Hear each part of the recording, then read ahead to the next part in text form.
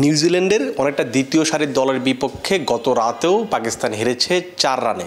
এই 4 রানের হারে পাকিস্তান এখন সিরিজে মানে 4টা ম্যাচ হয়ে গেছে। এই 4টা ম্যাচের ভিতরে একটা ম্যাচ বৃষ্টিতে পণ্ড হয়েছে এবং যে 3টা ম্যাচে খেলা হয়েছে সেখানে 2টো জয় পেয়েছে নিউজিল্যান্ড এবং একটি ম্যাচে জিতেছে মাত্র পাকিস্তান।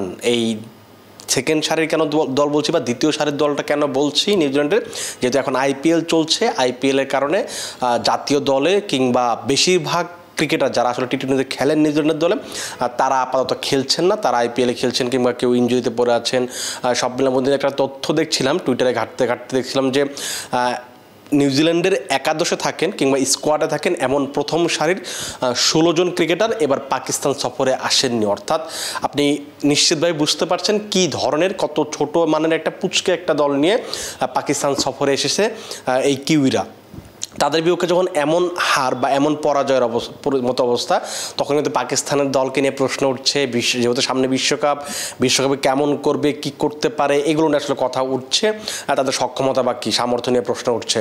যখন এই ধরনের আলোচনাগুলো হচ্ছে তখনই আসলে যেহেতু এই যে অল্প কয়েকদিনের মাঝেই বিশ্বকাপের দলগুলো দেওয়া শেষ হয়ে যাবে, সবাই দল দেওয়া শুরু করবে, তখন আসলে আমরা ওই দলগুলো নিয়ে ভিন্ন ভিন্ন ব্যাপারগুলো নিয়ে আসলে আলোচনা করব। তার আগে আমরা প্রবাবল স্কোয়াড নিয়ে আলোচনা করছি। আমরা ভারত নিয়ে কথা বলেছি, বাংলাদেশ নিয়ে কথা বলেছি, আজকে আমরা প্রবাবল 11 নিয়ে কথা মানে স্কোয়াড নিয়ে কথা বলবো। সেখানে আজকে আমরা যার স্কোয়াডটা নিয়ে কথা বলবো সেটা হচ্ছে ওয়াকার ইউনুস একটা স্কোয়াড দিয়েছেন তার পছন্দসই 15 সদস্যের, এবং সেই স্কোয়াডটা নিয়ে আমরা কথা বলবো কেমন হয়েছে, আপনারা আসলে কীভাবে দেখছেন এই স্কোয়াডটা কেমন হতে পারে বলে মনে হয়। আমরা একটু স্কোয়াডের নামগুলো একটু দেখে নিতে চাই। সেখানে আগে নামগুলো বলে নিই, তারপর আমরা আসলে এই ব্যাপারগুলো নিয়ে আসলে ভিন্ন ভিন্ন জায়গাগুলো নিয়ে আসলে কথা বলবো। যেখানে তার যে স্কোয়াডটা, সেই স্কোয়াডে বাবর আজম, মোহাম্মদ রিজওয়ান, ওসমান খান, আজম খান, ইফতেখার আহমেদ, শাদাব খান, ফখরুজ্জামান জামান, সাইম আয়ুব, ইমাদ ওয়াসিম, আবরার আহমেদ, ওসামা মীর, শাহিন আফ্রিদি, নাসিম শাহ, মোহাম্মদ আমির এবং হারিস রূপ। আমরা আসলে এখন একটু এই পার্ট বাই পার্ট কথা বলবো। আমরা একটু ওপেনিং নিয়ে কথা বলি।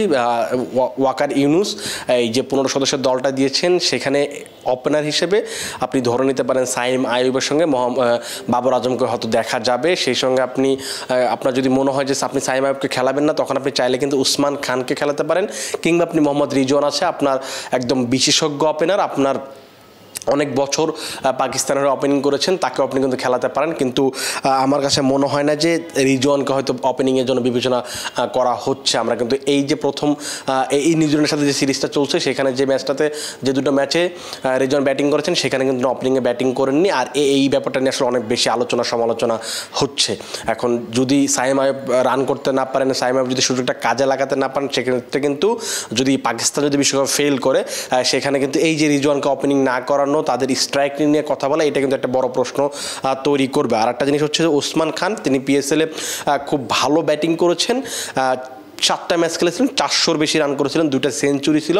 এমন পারফরমেন্সের পরে আসলে পাকিস্তান তাকে বিশ্বকাপ টি-20 দলের ডাকে এবং তার অভিষেক হয়ে গেছে। কিন্তু এখন পর্যন্ত যে ম্যাচগুলো খেলেছেন, তিনি একটা ম্যাচে তেমন ভালো কোনো পারফরমেন্স করতে পারেননি। যে পারফরমেন্সটা তিনি করতে চান বা পিএসএলে করেছেন বা তিনি সবসময় যেটা করেছেন অন্যান্য ফ্র্যাঞ্চাইজি লিগের হয়ে, সেই পারফরমেন্সটা কিন্তু তিনি এই পাকিস্তানের হয়ে অভিষেক যখন হয়েছে তিনি তখন কিন্তু আর পারফর্ম করতে পারছেন না। এটা কিন্তু একটা বড় প্রশ্ন তৈরি করছে, যেহেতু সামনে বিশ্বকাপ, তাকে আসলে নেওয়া হবে কি হবে না। কিন্তু ওয়াকার ইউনুস তাকে রেখেছেন, তাকে হয়তো মিডল অর্ডারের জন্য বিবেচনা করা হচ্ছে আপাতত। সেই সঙ্গে ফখর জামান গতকাল দারুণ একটা ইনিংস খেলেছেন, 43 বলে খুব সম্ভবত 61 রানের ইনিংস, এবং এই ইনিংসটাকে তিনি খেলেছেন। তাকে হয়তো 4 নম্বরের জন্য বিশ্বকাপে 4 নম্বরের জন্য বিবেচনা করা হচ্ছে। তিনি নিজেও এটা স্বীকার করেছেন, তার ফিক্সড একটা পজিশন হচ্ছে তিনি 4-এ ব্যাটিং করবেন, কিন্তু দলের পরিস্থিতির উপর বিবেচনা করে কখনো 3-এ যেতে পারেন, আবার কখনো তিনি আরও নিচে ব্যাটিং করতে পারেন। এটা আসলে পরিস্থিতি যখন যেটা ডিমান্ড করবে, ফখর জামানকে আসলে ওইভাবে তারা ব্যবহার করতে চায়। আমরা ব্যাটিং নিয়ে কথা, মিডল অর্ডারে আরও 2-একটা ইনক্লুশন যে আছে, সেটা হচ্ছে ইফতেখার আহমেদ এবং শাদাব খান। তারা কিন্তু মিডল অর্ডারে বা লোয়ার মিডল অর্ডারে একটা বড় এনার্জেটিক একটা ব্যাপার তৈরি করবে, কারণ তারা দুজনে আসলে খুব মারকুটে দ্রুত রান তুলতে পারেন। এবং শাদাব খান মূলত লেগ স্পিনার কিন্তু তিনি যে ধরনের ব্যাটিংটা করেন, তিনি লাস্ট পিএসএলে যেভাবে ব্যাটিং করেছেন, আমরা গতকাল রাতে যে ম্যাচটা হচ্ছে তার আগের ম্যাচে শাদাব খান যেভাবে ব্যাটিংটা করেছেন, এটা কিন্তু আসলে পাকিস্তানকে খুব আশাবাদী করে তুলছে এই পজিশনটার জন্য, 7 নম্বর কিংবা 8 নম্বরের যে জায়গাটার জন্য। আমরা একটু স্পিনার নিয়ে কথা বলতে চাই। এখানে ওয়াকার ইউনুস যে স্কোয়াডটা দিয়েছেন তার স্পিনারের প্রথম আরেকটা কথা বলতে ভুলে গিয়েছিলাম, যেটা হচ্ছে যে শাদাব খানের সাথে কিন্তু আসলে এখানে ইমাদ ওয়াসিমও রয়েছেন। তিনি যে কী করতে পারেন সেটা কিন্তু আমরা পিএসএলে দেখেছি, বিপিএলে দেখেছি, জাতীয় দল এর আগে যখন খেলেছেন তখন দেখেছি, এবং যেহেতু আসলে যুক্তরাষ্ট্র এবং ওয়েস্ট ইন্ডিজ যে বিশ্বকাপটা হবে সেখানে লাস্ট সিপিএলে তিনি 10টার বেশি উইকেট পেয়েছিলেন, রান করেছিলেন 300 350-এর বেশি। সো ওই কন্ডিশনটা তার খুব ভালো জানা চেনা, সো তিনি হচ্ছে বড় একটা এক্সপেক্টর হতে পারেন। এবং স্পিনার দিনের কথা বলছিলাম, ইমাদ ওয়াসিম একজন স্পিনার, শাদাব খান আছেন, আবরার আহমেদ এবং ওসামা মির। এখানে ব্যাপারটা হচ্ছে যে যদি শাদাব খান খেলেন সেক্ষেত্রে কিন্তু ওসামা মিরের খেলার চান্সটা একটু কম, কারণ আপনি একসাথে দুজন লেগ স্পিনারকে খুব সম্ভবত খেলাবেন না, এবং আবরার আহমেদ অফ স্পিন করেন, একটা মিস্ট্রি স্পিনার বলা চলে, এবং ইমাদ ওয়াসিম খুব সম্ভবত এবং শাদাব খানকে দিয়ে আসলে পাকিস্তান খেলতে চাইবে, কারণ আর এরা দুজন আসলে প্রোডাক্টিভ ক্রিকেটার, অলরাউন্ডার, তারা ব্যাটিংটা ভালো করতে পারেন, সেই সঙ্গে বলিংটা তো আসলে তাদের বলার অপেক্ষা রাখে না, তারপর সবাই জানেন যে কী ধরনের বলিংটা করেন। এবং ব্যাপার হচ্ছে যে আর লাস্ট যে হচ্ছে সেটা হচ্ছে পেস বোলিং আসলে পাকিস্তানের হয়ে কারা বিশ্বকাপে যেতে পারেন সেখানে কিন্তু অনেকগুলো নাম আছে। আপনি যখন পাকিস্তানের নাম বলবেন তখনই কিন্তু আসলে এই পেস বোলিং কিংবা পেস বোলারদের নিয়ে কথা চলে আসে, কারণ পাকিস্তান সবসময় আসলে ভালো মানের পেস বোলার প্রডিউস করেছে। আমরা এটা মানে এর আগে দেখেছি যখন ওয়াকার ইউনুস নিজে একজন পেস বোলার ছিলেন, এবং ওয়াসিম আকরাম কিংবা আরও যারা ছিলেন, ইমরান খান। সো সবসময় আসলে পেস বোলিংয়ের একটা আখড়া বলা হয় এই পাকিস্তানকে। তারা হচ্ছে এবার যখন বিশ্বকাপে যাবে তখন তার পেস ইউনিটটা আসলে শক্তিশালী হবে, এটা খুব স্বাভাবিক। কিন্তু কারা থাকবেন বিশ্বকাপ স্কোয়াডে সেখানে আপনি অনুমেয়ভাবেই শাহিন শাহ আফ্রিদিকে তো অবশ্যই রাখবেন, এবং ওয়াকার ইউনুস নিজেও রেখেছেন, তার সঙ্গে কারা থাকবেন সেখানে মোহাম্মদ আমির একটা বড় নাম, আব্বাস আফ্রিদি থাকতে পারতেন, কিন্তু ওয়াকার ইউনুস তিনি নিজে রাখেননি। আব্বাস আফ্রিদি গতকাল রাতে যে ম্যাচটা হয়েছে সেখানে কিন্তু 3টা উইকেট পেয়েছেন, আর সেই সঙ্গে তিনি আর যাকে রেখেছেন শাহিন শাহ আফ্রিদির সঙ্গে নাসিম শাহ, মোহাম্মদ আমির এবং হারিস রুফ, এই 4 জনই কিন্তু খুবই ভালো মানের পেসার। এবং হারিস রুফ যদিও এখন একটু ইনজুরিতে রয়েছেন, কিন্তু নাসিম শাহ খুবই পুরোপুরি ফিট।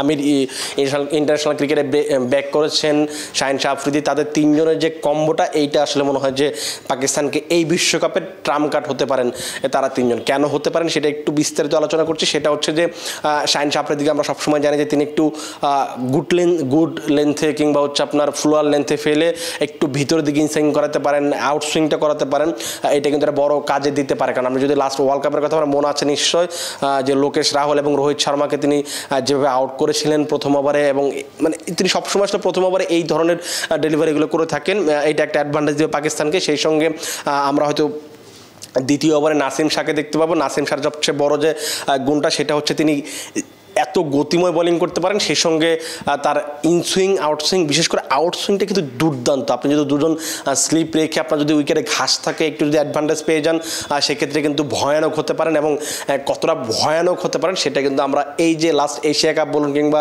লাস্ট T20 বিশ্বকাপ বলুন সেখানে আমরা দেখেছি। এই সবশেষ পিএসএলও কিন্তু নাসিম শাহর বোলিংটা আমরা দেখেছি।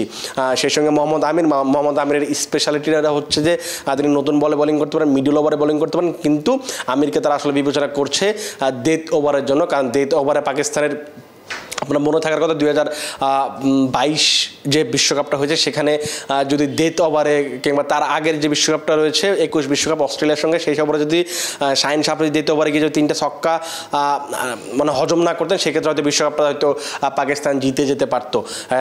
এইখানে একটা বড় সমাধান হতে পারেন মোহাম্মদ আমির, এবং তাকে নিয়ে যাবে, এটা খুবই মানে এখানে আসলে প্রশ্ন করার খুব বেশি জায়গা নেই। এই পাকিস্তানের এই পেস ত্রয়ী তারাই আসলে ভয়ঙ্কর, এবং যেহেতু ভারতের সাথে খেলা আছে ভারত নিশ্চিতভাবেই ভয়ে থাকবে এই পেস ত্রয়ীকে নিয়ে।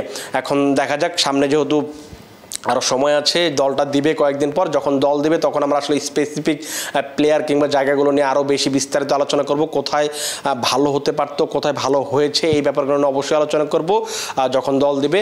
আর আপাতত আপনারা ভালো থাকবেন, সুস্থ থাকবেন এবং ক্রিক ফ্রেঞ্জির সাথেই থাকবেন।